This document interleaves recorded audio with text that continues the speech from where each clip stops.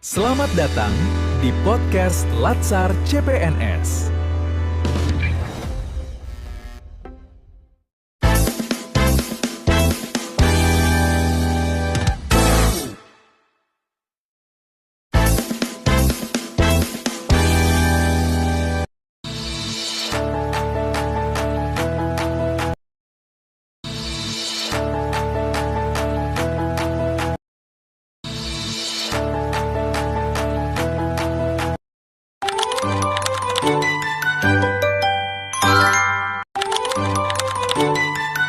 Halo teman-teman, selamat datang di podcast Dialog Kebangsaan. Saya Teresia Makadolang. Saat ini kita akan membahas tentang tema yang sangat penting, yaitu wawasan kebangsaan, bela negara, dan juga cinta tanah air. Tapi tenang, saat ini kita akan membahasnya dengan cara yang lebih ringan dan relevan untuk generasi muda di saat ini. Tentunya saya tidak sendirian di saat ini.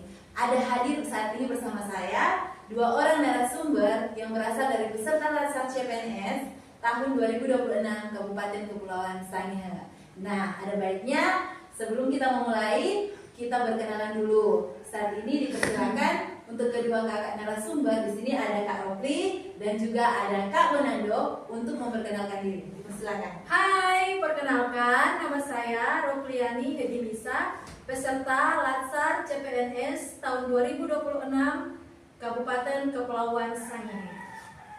Hai teman-teman, perkenalkan nama saya Bonando Adi Putra Sihotam, peserta Latsar CPNS Kabupaten Kepulauan Sangihe tahun 2026. Oke, baik, kita udah kenal nih sama narasumbernya. Sekarang kita akan membahas tentang topik kita di siang hari ini. Kita akan bahas yang pertama tentang wawasan kebangsaan. Baik, kakak-kakak, mohon dijelaskan seperti apa sih pemahaman wawasan kebangsaan itu. Mohon dijelaskan dengan cara yang sederhana dan mampu dipahami oleh generasi muda saat ini, khususnya teman-teman sobat muda yang saat ini sedang menonton podcast kita. Silakan. Oke, baik. Sebelumnya saya bersama dengan Bonando berterima kasih kepada Kak Teresia yang sudah mengundang kami sebagai narasumber dalam dialog berbangsa di saat ini. Nah, wawasan kebangsaan itu adalah satu cara pandang kita dalam berbangsa, ya tentunya bangsa Indonesia ya sobat muda, dan satu kesatuan yang harus dijaga. Dan tentunya itu juga punya dasar Kak Teresia yang kita kenal ada 4. Yang pertama itu Pancasila, Undang-Undang Dasar 1945, dan juga Bhinneka Tunggal Ika, dan yang paling terakhir itu yang keempat itu adalah NKRI. Benar apa yang dikatakan oleh Kak Ropli, sebagai generasi muda, wawasan kebangsaan itu bukan hanya sekedar pengetahuan, tapi itu harus kita sadari menjadi jati diri kita untuk menghadapi tantangan saat ini, agar supaya kita tidak gampang terpengaruh dengan situasi globalisasi saat ini. Contohnya, bagaimana cara kita bersikap dan menggunakan media sosial yang ada. Sekarang kita akan lanjutkan pembahasan kita. Kita akan membahas tentang bela negara dan cinta tanah air. Nah, sekarang saya mau tanya nih ke kakak-kakak narasumber, kalau apa sih yang dimaksud dengan bela negara itu? Kira-kira apa contohnya yang bisa kita lihat atau kakak-kakak lakukan nih di tengah-tengah kehidupan bermasyarakat atau di tengah-tengah kehidupan sebagai CPNS nih kakak-kakak, dalam lingkungan kerja ataukah di kehidupan bermasyarakat di rumah? Kira-kira apa saja sih contoh-contoh sikap dan perilaku dari bela negara dan cinta tanah air? Ya, sesuai dengan yang disampaikan tadi tentang bela negara maupun cinta tanah air. Nah, terkadang kita seringkali berpikir bahwa bela negara itu kita sebagai masyarakat harus memikul senjata, tetapi itu tidak identik dengan kita harus tahu membawa senjata, tetapi itu bisa kita implementasikan dalam kehidupan kita setiap hari untuk hal-hal yang sederhana. Misalnya kita mentaati aturan yang ada, kita mencintai produk-produk lokal yang ada, bahkan juga kita punya sikap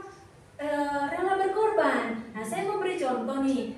Sekarang di Kabupaten Kepulauan Sangihe kan lagi ada gempa bumi yang banyak sekali bangunan-bangunan yang rusak. Nah, sebagai masyarakat yang ada yang punya sikap rela berkorban, kita memberi diri kita, memberi waktu kita, bahkan juga kita bisa memberi materi kita untuk membantu para korban yang ada. Dan juga kita punya dasar bela negara itu, kita menjaga kesehatan fisik kita rajin berolahraga ya, seperti itu kata Desi. Atau seperti apa juga bisa ditambahkan oleh Kak Bonando? Ya, jadi bela negara itu juga bisa kita lakukan sebagai contoh melestarikan budaya bangsa Indonesia, terus menyebarkan narasi-narasi positif di media sosial, melawan hoaks, dan lain sebagainya.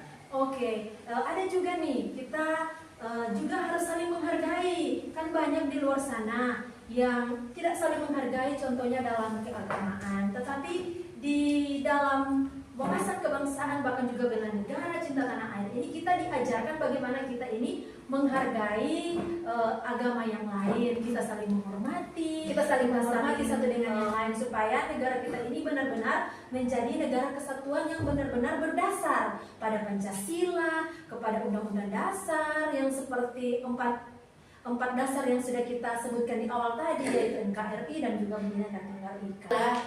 Begitu kata Resya. Wah, semakin banyak pembahasan kita di siang hari ini tentang bela negara dan cinta tanah air itu semakin menunjukkan seperti yang disampaikan oleh kedua narasumber kita, bahwa sebenarnya sikap bela negara dan cinta tanah air itu adalah sikap dan perilaku kita dalam menghadapi tantangan di kehidupan kita setiap hari yang dilandaskan kepada nilai-nilai dari wawasan kebangsaan ini. Dan seperti yang tadi, contoh keseharian kita itu seperti toleransi sesama umat beragama, itu bisa kita lakukan setiap hari, dan bisa dalam kehidupan yang bermasyarakat ataupun bermedia sosial. Ya benar kan Kak? Iya, seperti itu. Jadi misalnya saat ini saya mau tanyakan juga, contoh di saat ini kan kita ya sebagai anak muda begitu, kita lebih cenderung atau kita lebih sering hari-hari ini menggunakan media sosial. Dan bisa nggak kakak memberikan contoh yang konkret, apa sih yang harus kita lakukan sebagai anak-anak muda atau generasi-generasi muda yang sadar akan wawasan kebangsaan ini, untuk menunjukkan sikap kita dalam bangga, bahwa kita bangga untuk bangga kita berbangsa Indonesia, bangga kita bernegara Indonesia. Apakah yang bisa kita lakukan, misalnya sedikit saja melalui media sosial yang saat ini kita gunakan setiap hari, apakah contoh sikap dan perilaku kita yang bisa kita lakukan untuk mengkampanyekan sikap-sikap dari wawasan kebangsaan ini, seperti sikap-sikap nilai-nilai bela negara ataupun cinta tanah air. Bisakah kakak narasumber bisa menjelaskan atau memberikan contoh? Iya. Sekarang kan lagi booming-boomingnya nih Kak Teresia tentang konten kreator. Nah, anak-anak muda sekarang ini lagi hebat-hebatnya untuk membuat untuk membuat satu konten untuk menarik para penonton. Nah, ini sebenarnya adalah satu kesempatan ya kepada kita anak-anak muda untuk memperkenalkan contohnya produk yang ada dalam negeri. Kita memperkenalkan budaya-budaya yang ada dalam negeri, tentunya di negeri kita Indonesia. Dengan begitu maka konten-konten yang dibuat oleh anak-anak muda atau masyarakat yang ada bisa tersebar luaskan, bukan hanya di negeri kita di Indonesia, tetapi juga bisa dilihat oleh orang-orang luar yang bisa mengundang mereka untuk datang ke Indonesia, dan juga itu bisa membawa satu pemasukan baik untuk UMKM yang ada, bahkan juga untuk pertumbuhan ekonomi yang ada di Indonesia. Seperti itu Kak Teresia dan juga Kak Bonando. Baik, bagus sekali ya pemaparan dari narasumber kita Kak Ropli di saat ini. Jadi kita sebagai anak muda, kita bisa menggunakan teknologi informasi yang saat ini ada banyak sekali aplikasi yang bisa kita gunakan dengan fasilitas yang ada saat ini. Kita bisa gunakan untuk membuat konten-konten sederhana, misalnya tentang kita di daerah kita masing-masing, di tempat di mana kita tinggal saat ini. kita bisa saja melestarikan, bisa saja memposting atau membuat konten-konten yang berisikan tentang makanan khas daerah atau tarian khas daerah atau pakaian adat khas daerah. Kita bisa membuatnya jadi sebuah konten yang menarik, yang bisa dilihat oleh banyak orang. Jadi untuk melakukan wawasan kebangsaan dan juga bela negara dan juga cinta tanah air bukanlah hal yang sulit untuk dilakukan ya Kak. Kita apalagi kita sebagai sobat muda, ternyata kita mampu melakukannya bahkan dengan hal-hal yang sangat kecil dari kehidupan kita setiap hari. Iya, dengan kita ya, contohnya di Kabupaten Sangihe ini, kalau kita melihat banyak budaya-budaya ya di Kabupaten Sangihe ini yang bisa kita kembangkan, yang bisa kita perkenalkan kepada dunia. Nah, dari pembelajaran yang sudah kita terima, dari apa yang sudah kita bahas tadi tentang wawasan kebangsaan, terus ada bela negara, ada cinta tanah air, kita sebagai anak-anak muda, sebagai CPNS yang ada di Kabupaten Sangihe ini, kita punya dasar yang kuat untuk memperkenalkan produk yang ada di Kabupaten Sangihe. Contohnya Mas Samper yang bisa dikenal oleh dunia, seperti apa yang telah disampaikan oleh Kak Teresia tadi. Ya benar sekali Kak. Seperti kita yang di Sangihe ini tentunya makanan khas daerah kita juga.